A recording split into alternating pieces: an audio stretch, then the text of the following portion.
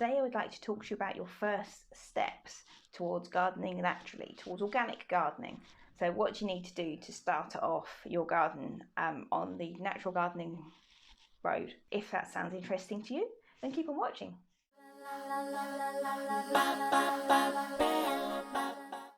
Welcome back to Gardening Naturally with Green Fingertips with me, Josie, Rainbird, your natural gardening coach. So today I want to talk to you about your first steps towards starting your garden off on a natural gardening road, how to garden organically, how to garden naturally. The best start to your garden, to starting your garden naturally, to have the most effect, if you like, on your garden, is to look after your soil. If you spend the time on conditioning your soil, looking after your soil, understanding your soil as well, this can really go a long way to reducing the amount of intervention you have to have in your garden, the amount of feeding you've got to do, the amount of care that you've got to do for your plants, and will actually go a long way to supporting your garden as the most important first step into the road of natural gardening. Spend the time, invest the time in taking care of your soil. Understand what type of soil you've got. I will leave a playlist at the end of this video to explain. You can have a look through and see all the different types of soil. I go through the different types of soil you can get, how to condition each type of soil. Your soil can actually support your garden. So check that playlist out at the end. As your first most important part of starting your journey off into natural gardening, into organic gardening, is taking care of your soil. To say, invest the time in taking care of your soil, invest the time in understanding your soil, find out whether you've got sandy soil, clay soil, loamy soil. Look at how it, when you physically take a clump of it in your hand, understand it, how it feels, how it sounds, how it holds moisture. If you squeeze it and it clumps in your hand, does it crumble? Does it stick there? Does it not clump at all? This will help you to understand what type of soil you've got as well. So you really want it to clump in your hand, hold its shape when you squeeze it, hold its shape, and then you can then crumble it a little bit afterwards. This will help you to understand the drainage of your soil. If it crumbles, it's got good drainage, generally speaking. If it holds together, it means it will hold a bit of moisture as well, which is nice. Now, if it holds together and it's clumpy and sticky, then you know it's more clay soil. So that's going to hold too much moisture and it's going to encourage waterlogging in your garden, and it can lead to your plant roots rotting. This is not ideal.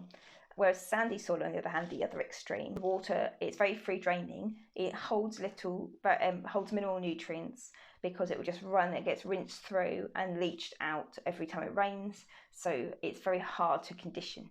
But if it's very hard to hold moisture and keep your plants happy and healthy, you're going to have to keep feeding your plants and maintaining your plants. But with both of these types of soil, you're perfectly capable of conditioning these up into some usable, decent, good soil.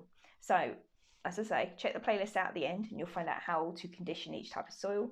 You can identify what type of soil you've got as well. The ecosystem within your garden, there's also an ecosystem within your soil as well. So the soil-borne organisms, the insects and invertebrates that live in your soil, work really hard to process the organic matter that makes up your soil. So when you condition your soil, you condition it with the organic matter like homemade compost or well-rotted manure. This will provide food for the ecosystem within the soil, and it also gives them something to process and break down, providing nutrients for your plants.